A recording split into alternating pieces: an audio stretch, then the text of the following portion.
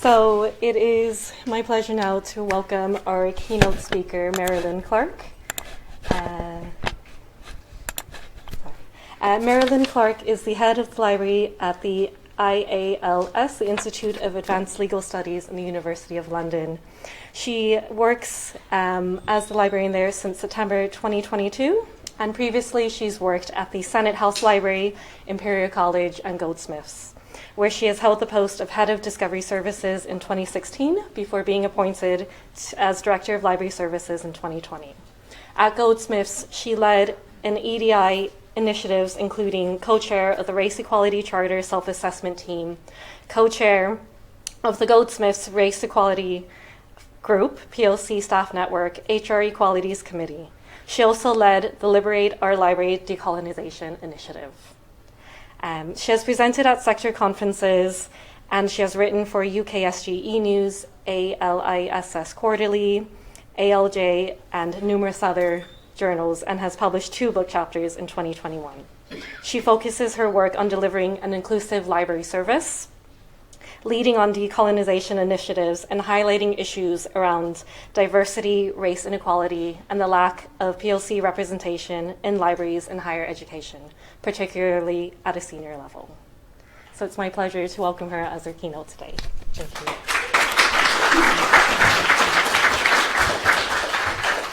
Thank you, Stephanie. Thank you, everybody. Thanks for the invitation to come and speak here today. I'd particularly like to thank Martin, Stephanie, Marie, and Angela, and everybody else on the CPD committee for getting me here and inviting me and putting me up in a wonderful hotel. And inviting me to meet you all and speak with you all this morning. It's a pleasure to be here. So as Stephanie said, a lot of my work does focus on equality, diversity, equity, belonging. As a black woman, a mixed race woman in the HE space, in the library space, I don't see many people who look like me at, particularly at a senior level. And that's something, that's a big part of my work. As well as a day job, I'd like to focus my other, time and build networks and try to make opportunities happen, for the people coming up behind me. I think that's important when you get to a certain level. Even though when you're not there, it's always about thinking about who's coming up, who's there, who needs the help, who needs the support, who needs the opportunities to grow in their roles and advance in their career. So, Stephanie touched a bit on what I do and a little bit about me. I changed jobs last year. I was at Goldsmiths for 6 years, and Goldsmiths for me really was a space where I found myself. It was really difficult for me when I was at my previous job at Imperial, because it was really hard for me to feel a sense of belonging. And I think that was something to do with the fact that it was focused on STEM subjects, which weren't really where I had that interest. And I didn't really feel that there were opportunities for me to grow in that space. So when I moved to Goldsmiths in 2016, I really felt like I've come home. And for me, that was so important, in terms of my identity. So that's where I feel like I was able to pursue my interests when it comes to social justice and activism. Saying that, I did a lot of my talk this morning will be focused on the work that I did at Goldsmiths, but I think it speaks to more, it's beyond the institution. It's what should be happening across the sector. But the stuff that I will be focusing on is, the work that I did there, and then my experience of moving into another library where I've moved into law libraries now, and I've never been, I've never worked in law libraries before. So again, that's another shift. It's a professional shift. It's a shift into a bit of a more of a niche sector when it comes to libraries, because I think there's a bit of a separation there, even though we're kind of focusing on the more or less the same things. But I can see there are differences, and that I guess the conversation, I'm still finding out what the conversation is when it comes to EDI in law libraries as well. So at the moment, within the Institute of Advanced Legal Studies is one of a number of institutes in the School of Advanced Study, University of London.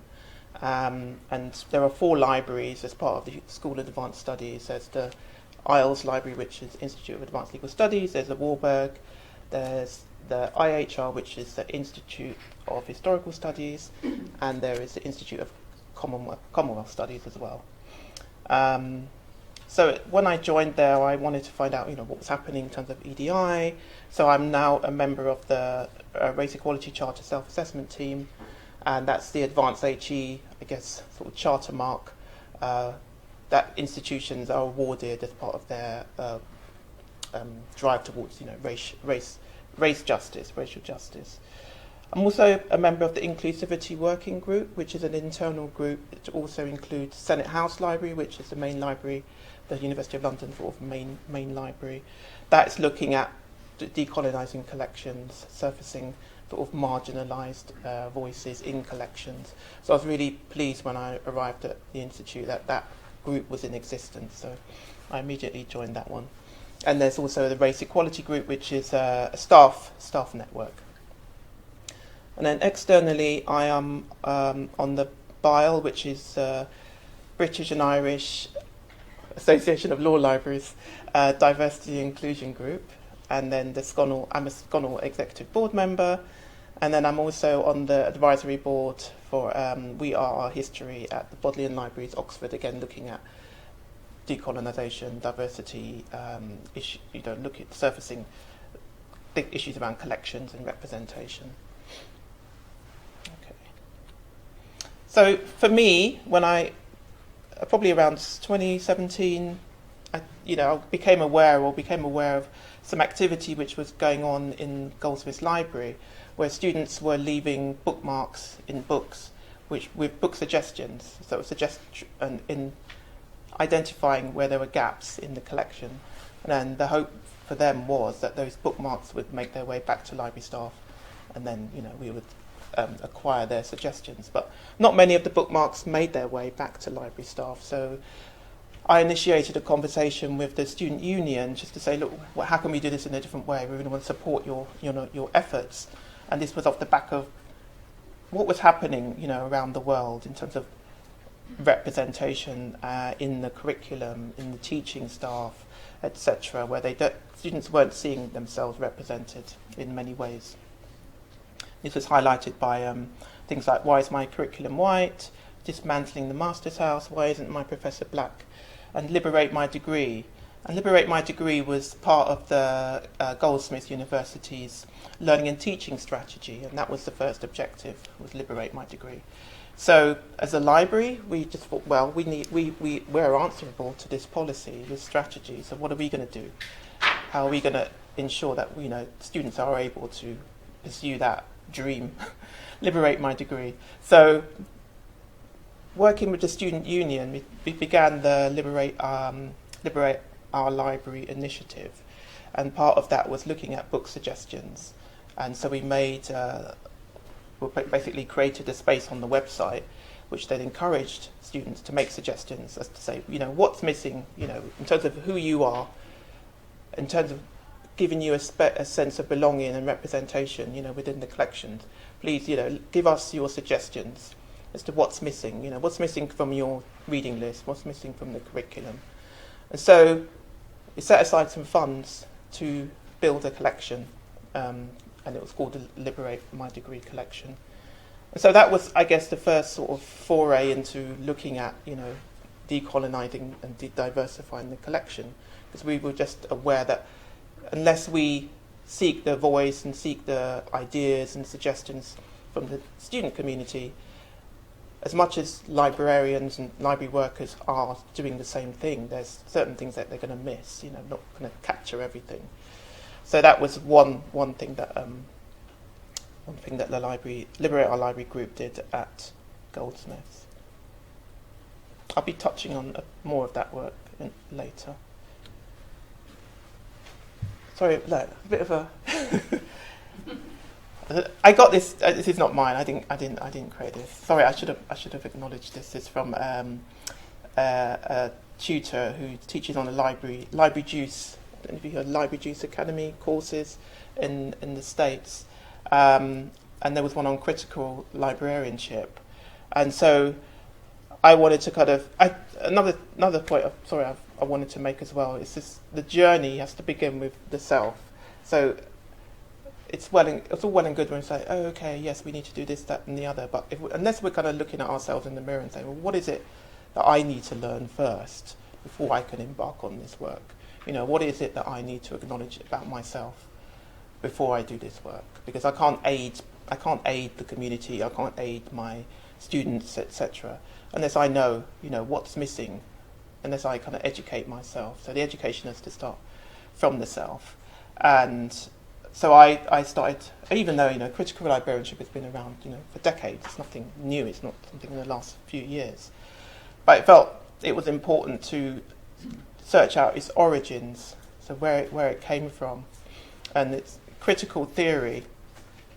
And I had this crazy experience in last summer. I enrolled on a critical theory summer school, which was at Birkbeck College, and I just found myself in I'm like, why did I do this? Because these students, this was their, they were well versed in this, and they were just amazing. Even though I learned a lot, I found like I was just drowning in it all, and some of the language. And I guess when you're surrounded by that, you start speaking in a certain way and using certain, citing authors and theorists and philosophers. And even though I just felt like, okay, I'm glad I did this, but at the same time, it was just a bit of a too deep a dive. So I was like, okay, I'm glad I did it, but I need to do a bit more reading if I ever wanted to kind of do that again and feel that I got something out of it. But it did speak back to critical theory, and you can see this kind of relationship. Then it's critical pedagogy, critical librarianship, and critical information literacy.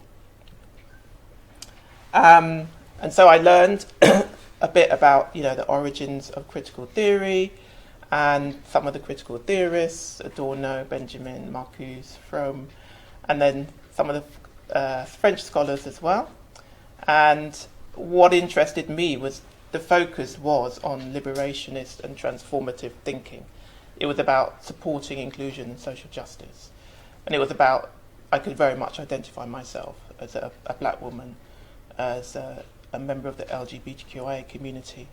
So for me, it was just like, this speaks to me in terms of my activism and what I want to do in my role, to make change. And library and information science, I think needs critical theory. We need to be looking at black feminist thought. We need to be looking at critical race theory, knowledge justice, decolonial theory, and cognitive justice, indigenous theory as well. And as much as, I'm sure you've sort of had the same experiences here where things like critical race theory are just, completely taken out of context and demonized. And there was this interesting article in The Guardian, I think a couple of days ago, about the fact that things like wokeism and critical race theory are just hijacked by the media primarily. They don't really understand the origins of wokeism, which is about racial justice and representation and being aware of the systems and how they disadvantage certain communities. And then critical race theory was around like systemic racism. And Kimberly Crenshaw, she is a leading voice on critical race theory, and there was an interview in The Guardian with her on Saturday. So if you get a chance, do have a read. And she was talking about wokeness, and I've just got a quote from that. And she said, "Wokeness has become the oppression, not the centuries of enslavement and genocide and imperialism that has shaped the lives of people of colour in ways that continue into the present." So it's like, even if we get to a point where we're trying to sort of address these injustices, I think you're up against systems which will always try and, demonise, as I say, and hijack what you're trying to do, and turn the theories kind of back on themselves. And so for me, it's just so important that, which is why I spoke about the self, as in, you really need to educate yourselves, not rely on what's coming out of the media, particularly right-wing conservative media, which does tend to dominate and get get most sort of publicity. So going back to the slide, there was a Melissa Gustafsson talks about information literacy and says it moves beyond research, skill acquisition and tool expertise to a transformative discussion with students about political, social, historical and economic forces in which education is created, framed and revised. But I think that speaks back to the work of Paulo Freire, a critical pedagogist from Brazil, who wrote this kind of seminal work, Pedagogy of the Oppressed, in 1970. If you pick that up today, it's just as relevant, or probably even more relevant than it was when it was published. And I think he coined this phrase, a banking concept, as in when you're teaching, you just kind of trying to fill these empty vessels with knowledge, regardless of who these actual people are. They are, they come with their histories, their own narratives. So it's about trying to engage with that as a form of exchange, as opposed to I'm here to teach, you're here to listen, not to question. And my teaching is not going to be influenced by who you are in the classroom and your experiences as a particular member of a community or communities. So that's very much where critical pedagogy does have an important place to play in what we do as in our critical literacy as librarians. Sorry, it's a really long quote. Again, this is on decoloniality as praxis in a book called On Decoloniality, Concept, Analytics, Praxis. I think it's important because, during the introduction, is to acknowledge that these forces still come into play, these legacies still come into play. And it's about acknowledging that and thinking about, well, what are we going to do? How are we going to deconstruct what's been put in place and build something, which is more open and more inclusive. So I'll just read it. With colonialism and coloniality came resistance and refusal. Decoloniality necessarily follows, derives from, and responds to coloniality and the ongoing colonial process and condition. Decoloniality denotes ways of thinking, knowing, being and doing that began with but also precede the colonial enterprise and invasion. It implies the recognition and undoing of the hierarchical structures of race, gender, heteropatriarchy and class that continue to control life, knowledge, spirituality. Decoloniality seeks to make visible, open up and advance radically distinct perspectives and positionalities that displace Western rationality as the only framework and possibility of existence, analysis and thought. And I kind of used this quote because it spoke to me in terms of the work that I was doing in my time at Goldsmiths when we were looking at curriculum. We're trying to look at reading lists and look at how can we acknowledge that they are inherently kind of from a Western male heteronormative perspective. How can we introduce the perspective of the communities which we serve? Our communities are varied. They're from within the UK. They're from beyond the UK, and from different socioeconomic backgrounds. So people are coming with very different identities and sense of belonging or not. It's important to acknowledge all those things. So this is just a screen grab from the Goldsmiths Liberate Our Library Group webpage, where it just basically outlines what the work is and how it came about, and it was part of, as I said, of the learning, teaching and assessment strategy and its aim to liberate degrees. So it was about decentering whiteness, challenging non-inclusive structures in knowledge management and their impact on libraries, users and services, and taking an intersectional approach to liberation work. Again, intersectionality has been hijacked by the right-wing conservative press. The term was coined by Kimberly Crenshaw, 1989. I mean, people are talking about it as if it's something brand new, but it's just like, okay, what is this thing, intersectionality, you know? How is this going to affect the lives of the people in power? There's a fear around that. So it's always about trying to sort of, you know, as I said, demonize this work, which is activism towards social justice. Just a bit about decolonising reading lists. Again, a large part of the work at Goldsmiths as part of the Liberate our Library initiative was speaking to academics, speaking to heads of learning and teaching committees and academic departments about what was on their reading lists. Excuse me. And working with those who wanted to work with us, not that everybody did. And a colleague and I there was about 19 academic departments at Goldsmiths, and we aimed to speak to, you know, each and every one of those departments. And some departments were already on this journey, looking at their reading list. Some departments were very much, well, no, this doesn't apply to our subject. You know, I think across the board it applies to, you know, every single subject. And again, yeah, it's not about swapping white men for black women in the curriculum.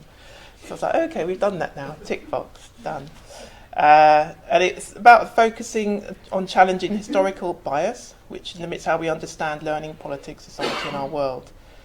And if reading lists are not reflective of the world, the community, then students are presented with a skewed perspective on who's an intellectual authority and who gets recognition. I think that's borne out in how we cite, you know, citation practices. Are we always citing the same authors and the same research and the same pieces of research? Why don't we? So it's about teaching skills to students as well, about citing authors, lesser known authors, global south authors, and not focusing so much on, you know, the kind of dominating global north perspectives and research. But saying that, it's not an easy thing to do, you know, because that might not be embraced by your particular, you know, discipline or your department. You might be forced to just focus your studies in a particular way and on particular researchers. So again, I think that's why that conversation has to be had with heads of department, heads of teaching and learning. Otherwise, if you go in and you try and make those changes as a student, you know, activist, you probably won't get that support. But I think things are slowly changing. And through decolonising reading lists, students see themselves reflected in the curriculum and able to identify with scholars regardless of their background and from all backgrounds. Again, it's how do we show those other authors, how do we cite those other references and within our scholarly works. Just touching on what I just shared around speaking to academic departments and doing things like blogs as part of the Liberate our Library initiative at Goldsmiths. We wrote blogs on anti-neutrality, bad Dewey, looking at classification. I mean, even looking at classification alone, there's so much there that you can surface, which speaks to this, speaks to this decolonisation agenda, and sharing that and working with your user community, your researcher community, because they're not going to be looking at classification in the same way that library workers do. So it's about how do we then share what we're doing with our user community, so that they are then engaged in the work as well, and they are active participants in the work. And also problematic Library of Congress subject headings. I'm sure you've come across many, and it's about surfacing those again. And what do we do? What do we decide to do about this? Do we just get rid of them, or do we highlight them? Do we tell people, this exists, it's no longer relevant, it's outdated, it's outmoded, it's it's racist, or it's about working again, as I said, with our community, surfacing those things, and then deciding on a way forward. So I think at Goldsmiths we started adding a note to bibliographic records to say, look, this is what we're doing as part of our liberation work, and highlighting that this is problematic, and then using alternatives headings as well as part of that work, but explaining why that particular offensive heading might exists in the collection. But I think at one point we did get to, as it's just before I left, when it was like, well, do we really want these things remaining on the catalogue? And I think that's for the next person to decide. But for me, it's just like it's around that education, acknowledging they exist, but also making sure that people know that we don't particularly agree with it. We want to change things, but we just want to educate you and ourselves along the way. And when I was at Goldsmiths, we held a conference called Decolonising the Curriculum, the Library's Role in 2019. And that was in collaboration with Birkbeck and the University of East London. And that was just a really great gathering of people from across the UK looking at the work that was going on in different libraries, because people were coming to Goldsmiths and saying, well, what are you doing? How are you doing it? And we thought, well, this is a chance to share, to share practice, to share experiences. So I think that was a really great experience for me and for everybody who attended, because it really just highlighted, the breadth of the work and the volume of the work that was going on in this area across, many libraries. And then something else that I'm, passionate about is recruitment and trying to look at the library workforce. How do we diversify? How do we include more people from Black, Asian, minority ethnic backgrounds, global majority communities? So when I was at Goldsmiths, we wanted to introduce a positive action graduate traineeship, and thankfully, there was support. There isn't always support. There was support from the library director, Leo Appleton, who I took over from. And there was support from HR, and we got lucky, I think. But saying that, we didn't get separate funds to set that up. It was an entry-level position, so we had to kind of save little pots of money from here and there until we had enough to say, okay, we've got enough to support this role. And the first graduate trainee was recruited in summer of 2021.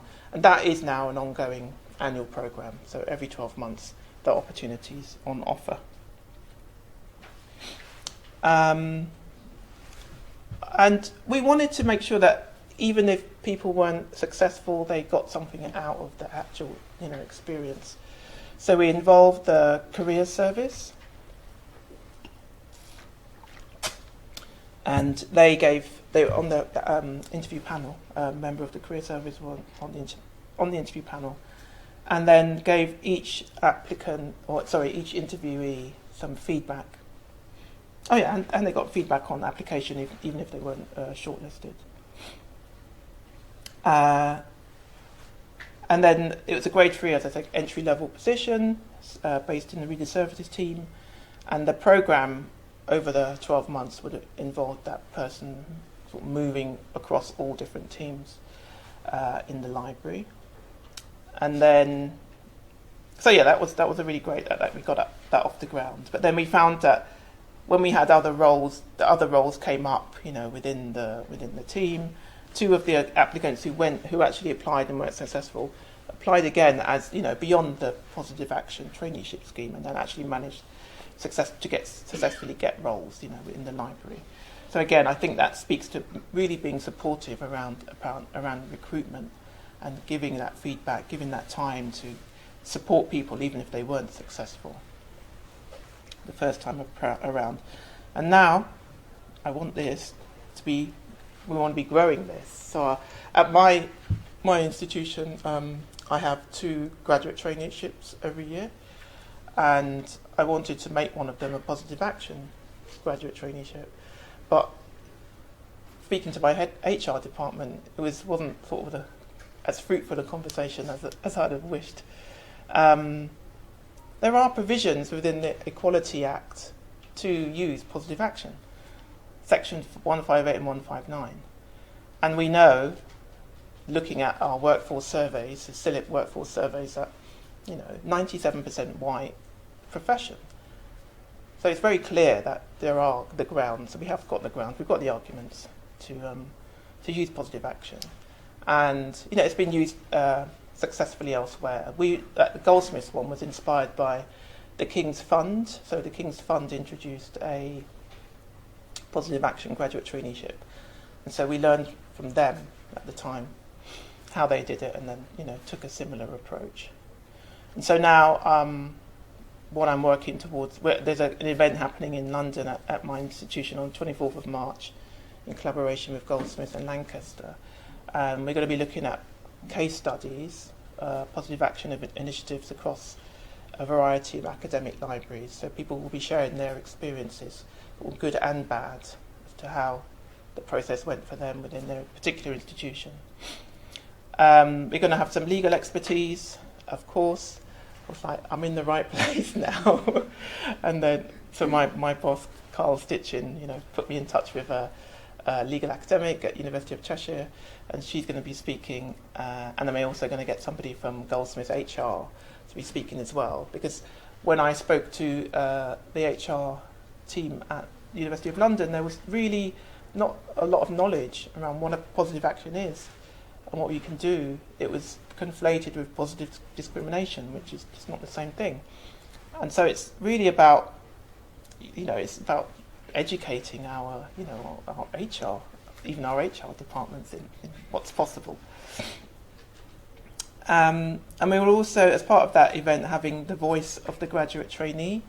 So we've invited 3 graduate trainees from across different institutions to share their experiences, as in positive action graduate trainees. And we're going to have a speaker, Siobhan Hamey, who's going to speak about privilege and racism as a mixed race library worker. And what we want to come away with is a resource that can be shared. So as part of my role at Sconnell on the executive board, there's going to be a space on the Sconnell website where we're going to be sharing sort of case studies, resources, so that people who are looking to kind of introduce these roles have somewhere to go and say, okay, it's not going to be like, this is how you do it. It's not like as definitive as that, but it's going to give advice on, there's sorts of areas that you need to focus on. So really, excited about that as well, because what we want to do is obviously push this out to the library sector, and so that other people who have these opportunities can then take advantage of that information sharing. And this is the library worker I just mentioned, Siobhan Hamey, Acquisitions and Reading Assistant at Leeds University Library. And she's written a really great piece in the recent UK SGE news called Navigating Whiteness and Reflecting on Identity, Vocational Awe and Allyship in Hegemonic Library Cultures. Just a bit of a quote from her piece. It says, if we are able to sit with discomfort and acknowledge the reality that racism creates, we have no chance of disrupting the structures that uphold it. The demands of white professionalism are incompatible with the needs of anti-racism and inclusion. It's a really powerful piece. She shares some very personal experiences of being a woman of mixed heritage, working in libraries, and I think she's one of the, for me, like an upcoming leading voice. I think it's always, as I said, important to support the people who are, younger generation to me, coming up, and I want to support their activism as much as I can. So I think it's about, if we find out who these people are, we should always quote and support and share what they're saying, share their work. So again, I'm really pleased that she's going to be speaking at the event on the 24th of March at the Institute.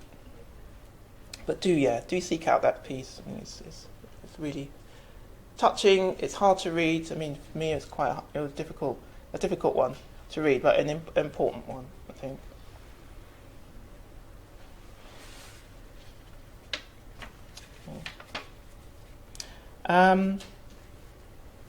There was a couple. There's one other thing as part of the Liberate Our Library initiative that I wanted to highlight. I haven't got a slide on it, which was the Liberate zines, so the zines collection.